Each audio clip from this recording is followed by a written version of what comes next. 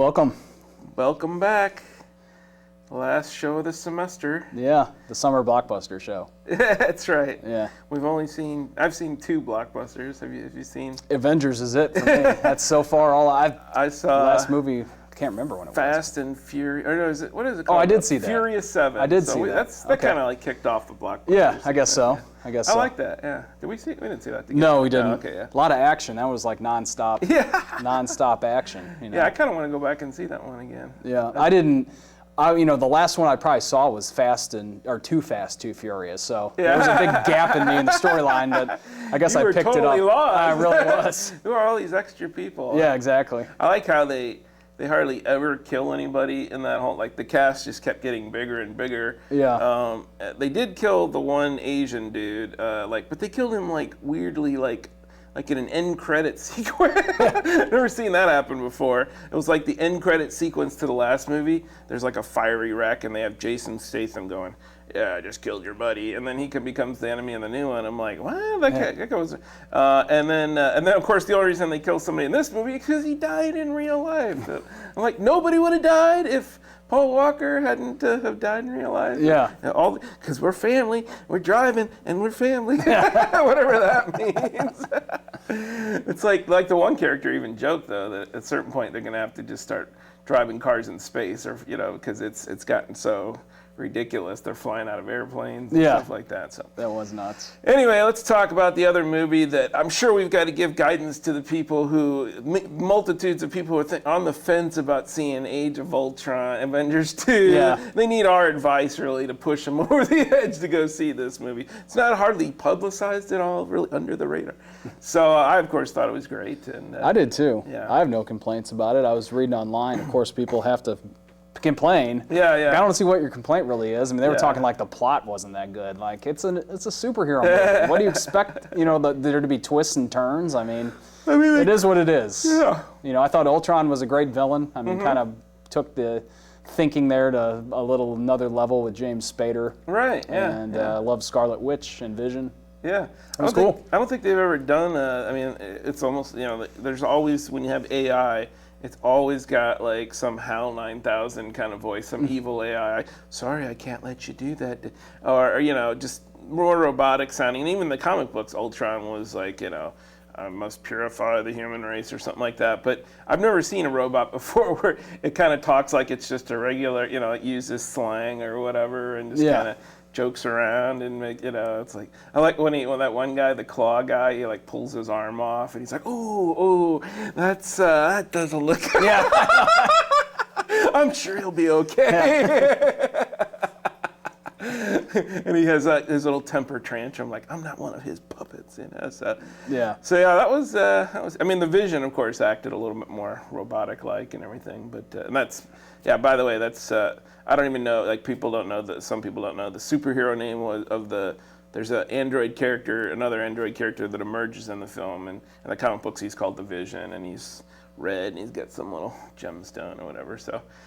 Anywho, yeah, I mean, it's the only complaint I can see that's valid. Somebody was saying that some of these movies, the Marvel movies, have a kind of sameness to it, and I feel like it's like that sequel thing. Like you've always got to, Fast and the Furious, same thing. Where you got to build to some ultimate sort of like climax at the end, where it's like, and it seems like with these movies, like you've always got to bring a couple shield helicarriers or whatever you call those things into the mix. So like. And the one thing that seemed same to me is all those, aliens flying around in the first movie. It becomes in this movie a bunch of Ultron robots flying around. Yeah. They always seem pretty easy to kill too. That's the other thing. It's like Hawkeye can just stab an arrow into one of them. Isn't it strong enough to I mean, I know it's not a regular arrow, but still, you just kind of put one in its eye socket or whatever, and that's it or whatever. Like Ultron has some shoddy workmanship at his plant, or maybe he's just cranking. Well, I did love how they did kind of point out the absurdity there. Yeah. It was like, I'm a guy fighting robots with a bow and arrow. It doesn't make much sense, or something like that. Exactly. Yeah, and what Joss Whedon, obviously, he wrote and directed this one, and a lot of his kind of zingers throughout, and just it's and you gotta love the Hulk versus. I didn't know that, but they call that armor in the comic books, they call it the Hulkbuster, that giant Iron Man arm. Like, I think he should wear that armor a lot more often. Yeah. It looks like pretty badass. Come on, you could take on anybody. But obviously, I don't know, maybe it's like he uses too much energy. Yeah, right. But yeah. You can't fly around up into the core of the thing with it. It's too big. You can't walk into, like, you walk into a building and you knock the sides of it off. But yeah, that was just tour de force, as they say. So and I saw, if you want to see a quieter movie about AI that's, intriguing or whatnot, more of a low budget kind of movie, Ex Machina. I've seen a lot of commercials for that on TV, so it must be people must be seeing it, and I thought it was worth checking out. And it's one of those where you don't really know where it's headed, and but it's obviously a lot quieter. Only other distracting thing about Ex Machina is that the Oscar Isaac is in this one, and he shaved his head for it, and he's one of those guys that he's got some weird like birthmark or something. And I'm like, why didn't they put something over that? It's like a weird, like, looks like kind of a bump, but it's like a big white kind of bump. And I'm like, it was so distracting. Like, what is that? Yeah. I'm like, just either don't shave it down that far so we can see that, or somebody put something over that. They just put makeup on it. Put makeup on. It's just distracting. Anyway. Chroma key it out. Chroma key. Yeah. There you go. So what else we got going on in the old pop culture? Cardinals jamming. Yeah, they had an amazing stretch run those couple games against the Pirates and Cubs. Yeah. And then just lost a series to the Pirates, but hey. Yeah. First series they lost this season. Yeah, that's crazy. Insane. So I'll get all the way to mid-May for that. Insane. And just to have, to do all they've done lately without Waino, that's pretty. Yeah, we'll see how long they can kind of keep that up. I mean, I think, and I guess you got Jaime Garcia. Again, you can't really count on him because he always gets hurt, but he's coming back, and then Marco Gonzalez is coming back, so maybe you can have one of those two guys step in and do better than Tyler Lyons and Cooney or whatever is Tim Cooney, Jim Clooney. I don't know. They call him Ty-Lie on my favorite sports show, Ty-Lie. They had a call him the other day. I don't know if you want to address Deflategate at all, but so they have this part, I'm just saying, I think it's on it's on the Fast Lane. Fast Lane, yeah. And somebody just texted in something like, I'm just saying, Tom Brady sucks. Yeah. And Randy Carricker's response was, succinct, to the point, and accurate. But that's just a joke. Obviously, if you didn't ever do that, I mean, that's just one of those things, like if you never asked anybody to deflate the balls in any games or anything like that, if you were totally innocent, you would just say that, right? You would be like, I didn't do anything. Yeah. I mean, but so with Brady going, I'm going to have to read that report first, see, so then I'll comment on it. Yeah, I don't think wouldn't expect extensive Hopefully supposedly they're going to suspend him. I hope so. Hopefully a year. I think spend them a whole year. Oh, they won't do a year though, will they? Well, I don't know. I don't think they will either. But I was reading somewhere that was some speculation. At first, I read 6 to 8 games, which I could see. But then someone was saying they were bracing for like a whole year suspension. From the people I've heard, maybe the winds kind of change here and there depending on his goofy responses, whatever. But the fact that they can't say definitively like we've got the smoking gun or anything, but they've got a preponderance of the evidence. From what I've heard, most people think it would be like. Even 4 games would be still something pretty harsh for not being able to prove it, whereas something like 1 game, that would probably be just too light of a thing. But I don't know, maybe they'll. But yes, 8 games would be, to me, that would be like, hardcore. Half a season. Half the season. See what you can do with coming in halfway through, dude. Yeah. Oh, so crazy, so crazy. Maybe they let him play the first 8 and then suspend him for the second. That'd be wacky, wouldn't it? Or maybe it's just like, we're not going to tell you until the day before the game which games they're going to be. Guess what? Bring in the other guy. Did you ever watch The Following, or did you give up on that? Yeah, no, I'm ready for the finale tonight.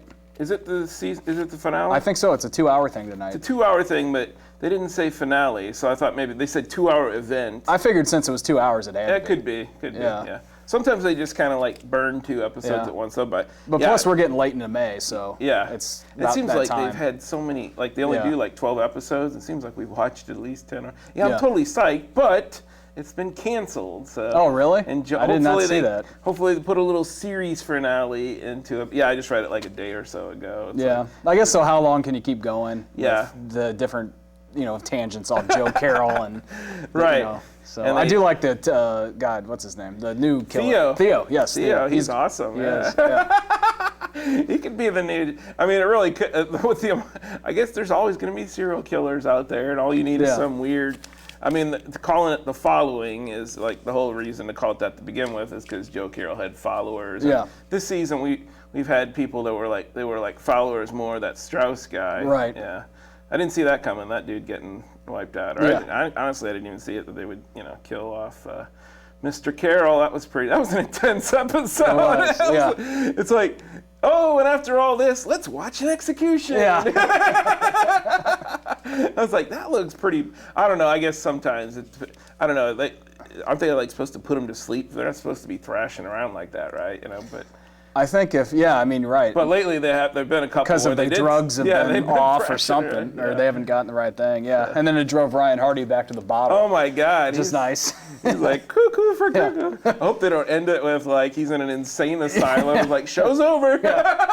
Him and Joe Carroll sitting in a padded room. He just imagines them there. Just chatting. He's like, we're finally together.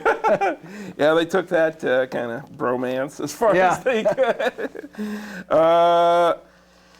What was I going to say about Wayward Pines, that's a new show coming up. Another kind of Lost meets Fringe, meets X-Files, meets something. Apparently, it's like they tip, it's not a slow build into the kookiness or craziness. It's just like you're in some weird, so, start the theories. Is he dead? Is he in some alternate universe? It's basically a mini-series, right? It's not going to be like a... Okay. Well, they call it, that's the thing, they call it an event, like a 10-episode or 12-episode event. And the thing with those, Under the Dome, their first season was a 10-episode, I think, event. So, of course, the way these things always work is that if it doesn't get enough ratings, they're like, okay, event's over. Right, if it does, they'll keep going because they need to make the money. So. Season 2, here we go. So it's like like we were just saying before we started rolling here, it's basically, a new Twin Peaks? It seems that way. Right. Now, I don't know if it'll be as wacky as Twin Peaks was, but it's kind of the same look to the town, the pine trees, and kind of a rural-type town up north somewhere. Yeah. So I hear it's pretty wacky. I'm looking forward to it. I got my season pass set, and I even went in to make sure I recorded more than 5 episodes. So if I don't get to it, I'll see them all. There you go. I always hate that, where you forget and then it records over the first 2 or 3, and it's like, well, at this point, I can't. Yeah, come on. I can't come in episode 4. Not with a show like this. Yeah. Yeah, it's. I'm not sure about old M. Night Shyamalan. But apparently, he's just like it's one of those where they slap a name on it. Like they slap Vince Gilligan? Yeah, his name on that mid-season cop show that's probably already been canceled or whatever, Battle Creek or whatever. And he wrote the script like years ago, like a decade or more ago. And then he gets a producer from the producer. Yeah, it's like, okay, he wrote the general idea. But anyway, so we'll see. I haven't been a fan of Shyamalan. Well, no, I actually did kind of like his last one. What was that, The Happening? I don't know if that was his last one, but with Marky Mark. Oh, yeah, with the plants are killing everybody. I was kind of into that. Yeah, it was good, because you didn't really know what was going on. Yeah, the other show I'm looking forward to, Aquarius. Have you heard of that one? No. David Duchovny. Okay. As a cop back in the day, investigating crimes, and one of the crimes his investigation leads to a little guy called Charles Manson. So I don't know, could be something. Yeah. Could be just another police procedural, but the one I gave up on though was that one with Juliette Lewis, and although she's in Wayward Pines too, but that Ryan what's that dude's name? Anyway, it was called Secrets and Lies, and it's like some murder mystery that kind of continues on but same way with Grace Point or whatever. I'm like, you got to really, if your whole thing is going to be about one case, then make it really interesting. And I just didn't. I don't know. Yeah. It was more like. Main guy, everybody thinks he's guilty, so of course he can't be guilty, and then he's got to go investigate himself. I got to go vindicate myself, but anyway. I don't think it's good, but what is? Any other shows you've been watching lately, or looking forward to a big season finale? Well, just some comedies. I mean, The Comedians on FX, have you seen that? With Billy Crystal and Josh Gad. Is that pretty good? I think so, yeah. Cool. It's pretty funny. I mean, it's like, one of those where it's like them making the show. Right, it's a pretend reality show. On FX. Yeah, right. And so, basically Billy Crystal, I guess, had his own show, and they thought they needed to bring in Josh Gad. Yeah. And he's pretty obnoxious, Josh Gad is. Kind of playing, I'm sure it's kind of like a caricature of himself, like, right. the guy on Curb Your Enthusiasm used to do kind of. But Larry David. Yeah, Larry David. Thank you. I knew his name. So I don't know. It's pretty funny. I mean, there was one I thought was pretty funny. It's like one episode where they both were going to like, they called it something different, but it was like the Teen Choice Awards. They both were nominated for something. And so and they were going to go and be on the red carpet together as a promotion for the show for FX. And so Billy Crystal goes over to Josh Gad's house and finds him down in the basement with his buddy smoking a bong. And he's like, "You want to smoke, Billy?" And Billy's like, "Nah, I can't." He's like, "No." To the camera guy, "Will you go outside with him for a second? Like, will you go outside and talk to his buddy?" And they go outside, and the next shot's of them in the limo, and Billy Crystal's is like, so they basically smoked, and then they went to a grocery store and forgot about the show and ate a bunch of stuff and then didn't show up. And so then they pushed the premiere date of the show back because of all that. So that's where they're at now, kind of, wondering when is the show even going to premiere. It's funny. I like it. I'll have to check it out. Yeah. I finally gave up. I don't know. The FX comedies are kind of like, well, of course they're not doing I grew up on the whole laugh track and everything. So I don't know if it's just something. I tried watching that one Married. They had another one called You're the Worst. I don't know. I think those might have been renewed. Louis was the one I tried the hardest on that one, and I was sort of into it, but there's something about it where I'm just like, at least with those old comedies, it's like, maybe it was because of the laugh track or something, it's like, they knew they had to put jokes in. Yeah. It's like on Family Guy when Cleveland comes back to the show and Peter hands him like 4 seasons of DVDs to catch him up on what's been going on. He's like, "I'm going to warn you, there are jokes in here." Yeah. It's like, I just feel like some of these, they kind of, and I honestly, I feel the same way about, although they have interesting characters on The Last Man on Earth. I'm not like guffawing every episode like I did in the premiere, but occasionally I get a pretty good laugh. But I guess the premise keeps me interested, even if I'm not always, yucking it up. So, and that show got renewed. So, did you watch that to the end? Yeah, I think so. Yeah, I did. They went to space for the last shot. Yeah, with his brother. Sudeikis. Yeah, and the other Bill Miller. Cool. Tandy. Yeah, that's so weird. They're calling him Tandy for like 2 or 3 episodes. Yeah, we'll see where it goes, because then him and Carol drive off somewhere, and I guess the other people are still living in that neighborhood. So yeah, it'd be cool if they just kind of went somewhere. But I'm else. still, I think we talked. I mean, the title bothers me because it's not true anymore. They gave that up pretty quick. So couldn't they have thought of a better title? Yeah. I don't know. You're right. It stayed. At first, when he started having the women coming in, you're still thinking he's the last man. Yeah. Now there are other men. So 2 other men. Yeah. Come on. The real Phil Miller. Title bothered. And Todd. Something. Oh, I love the best line was Todd. The best line was when at the end was when she says she's gonna go with him and he's like, "Oh, you're taking me back?" And she's like, "Yeah, you need me." And he says, "I got to be honest, Carol. I think you're making a huge mistake here." And everything leading up to that, aside from the fact that they had that whole thing of like that he wouldn't kill somebody, or he would think about it, but he didn't do it, and the other guy was willing to just leave him out there whenever. The other Phil Miller. It's like, finally you see some flaws in that character. It's like everything else is like he's Superman or something. Right. And then, but honestly, if somebody just flat out says they're going to try to kill you, I didn't see it as like that big of a deal. Like, let's take Phil out of that. Of course, you gotta respect the tribe, right? Yeah. At the tribal council. Well, should we intro the movie? Yeah, we got a nice movie to show you tonight. Yeah, this one, it's a vampire movie, so there's that. But there's not a lot of pointy teeth in this one. It's just sort of like he does gnaw on some woman's neck a bit, but he doesn't you got to at least put in those fake plastic teeth or something like that. But yeah, so the premise here is that it starts out with this character, Dr. Lloyd Clayton, and there's a funeral at the beginning, and they're memorializing his brother, or the funeral is for his brother, Elwyn Clayton, and of course you learn later it's his twin brother, and he comes back to life because he's a vampire. Can't just put him in a coffin and think it's going to be over. I guess the guy really got into a cult. I've never heard of it was always like vampire was connected to something else. This dude, I don't know, worshipped Satan or something, and somehow through the occult became a vampire. So I don't know, that's a little murky. But then he tries to make the niece of, I guess it's both their nieces, Gail Clayton, into a vampire too. So she's she's just in bed most of the time. She's like, feel a little weak since I got bit by somebody in the neck. I don't know what that was about. So yeah, and anyway, it's like of course you have the the townspeople. They don't have pitchforks, but I think they got guns or whatever. They know something's going on, some evil or whatever. And then you got your hunchback character, your evil sidekick hunchback. And this dude has played like an evil hunchback before in like Frankenstein, and he was like Renfield in Dracula's, plays his character named Zolar. So it's like, kind of got typecast as the crazy assistant or whatever. But anywho, it's called Dead Men Walk. It's from 1943, and also, yeah, it's got an actor, I guess it was kind of famous, George Zucco. He was in another movie we watched called The Mad Monster. That was a werewolf one. I don't know if you remember that one. But anyway, folks, stick around for Dead Men Walk.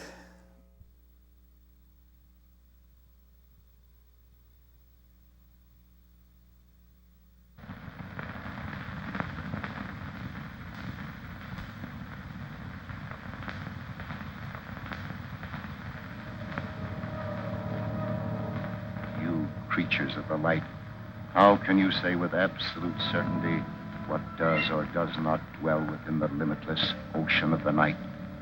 Are the dark enshrouded legions of evil not but figments of the imagination, because you in your puny conceit say they cannot exist?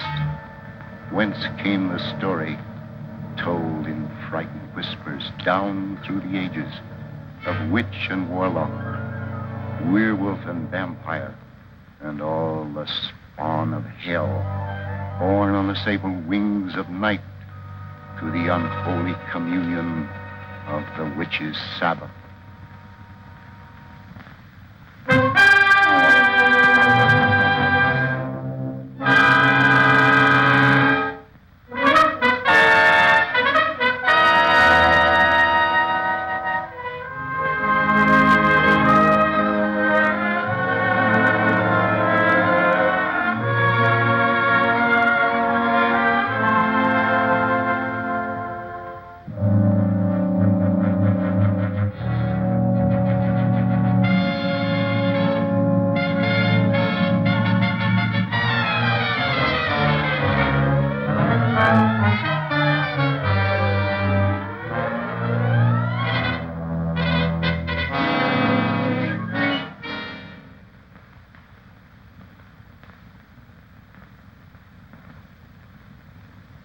The angel of death has stretched forth his hand, and we consign this soul to infinite mercy.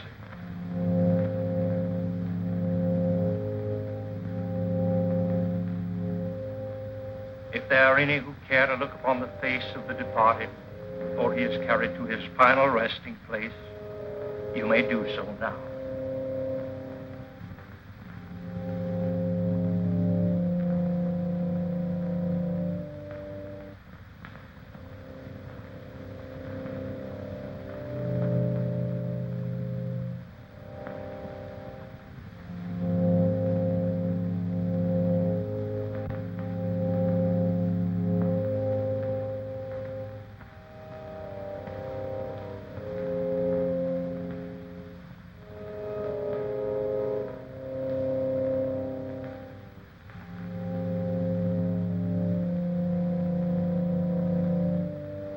How can you defile this sacred house with the body of that evil man, that servant of the devil? His hands are stained with the blood of the innocent, and his unspeakable sorceries. Please, you can't create a disturbance here.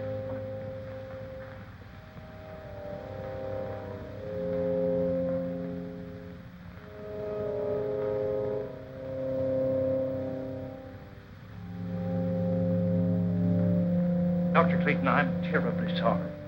Poor old Kate hasn't been quite right since the shocking murder of her little granddaughter last year. But I never dreamed... I understand. Why don't you please go on with the service?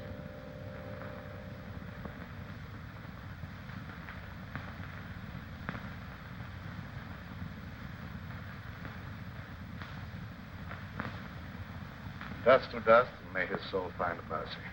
Isn't it all for the best, Uncle Lloyd? After all, he caused you nothing but unhappiness. He was my brother, yet he always seemed an alien soul, even in childhood. I believe he hated me all his life. After he returned from India, Elwyn was like a man obsessed by a demon. Nothing was sacred to him. He had nothing but contempt for all that decent men hold dear. His mind became a black and evil thing, probing into the perverted knowledge of ancient sorcery and demonology. Must have been insane. We're all quick to call insane any mentality that deviates from the conventional. There have been many things in heaven and earth undreamed of in our philosophy. Now, David, you take Gail home. I'm going to Elwyn's house. Well, you're sure you won't leave me, Dr. Clayton? Yes, quite sure. Now, run along, dear. I'll be home very soon. All right, Uncle Lloyd. Come on, David.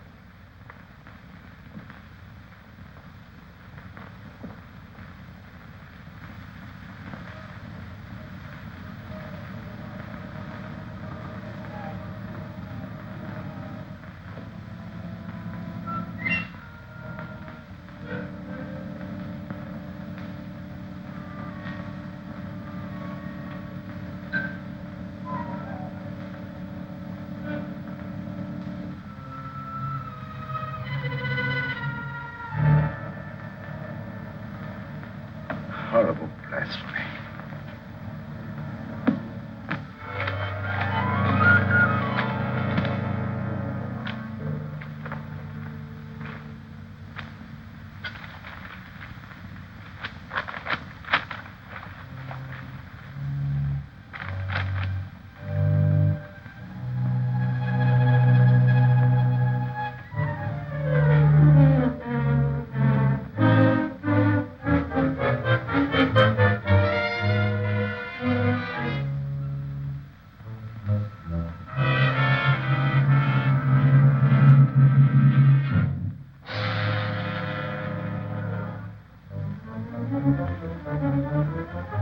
Stop!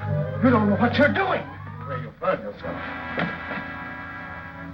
Your brother searched the earth to find those books, and you dare destroy them. The earth will be a cleaner place without them. The fools who enforce the law believe his death was an accident. But I know you murdered him. You threw him from the top of the cliff. I fought only to save my own life. He brought his death upon himself. You lie. You followed him there to murder him. You couldn't get anyone to believe that. What do I care what they believe? You'll pray for death long before you die.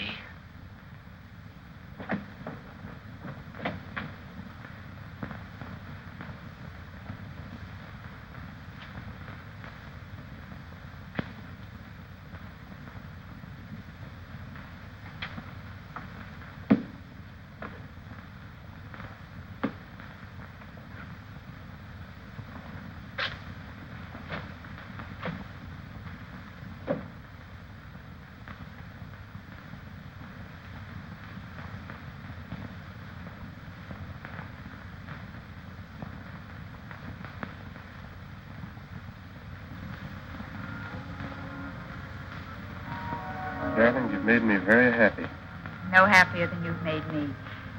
Now, don't you think we'd better tell Uncle Lloyd? After all, he is my guardian. Of course, although I don't think he'll be very much surprised.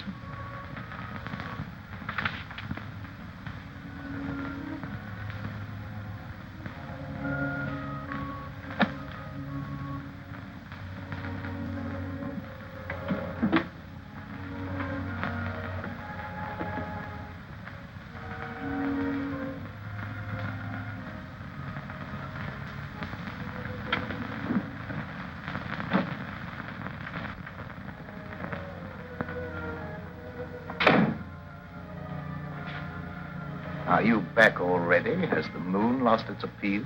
Why, not at all, sir. Well, that is, what I'm trying to say is that... Could you possibly be trying to tell me that you and Gail are in love? That's it exactly, sir. I hope we have your approval. Yes, David. I know her happiness will be safe in your hands. I'll do my best, sir. I believe you. I can face the future with a lighter heart. You speak as if you were in danger. No, not at all, dear. It just makes me feel happy to know that your future's assured, that's all.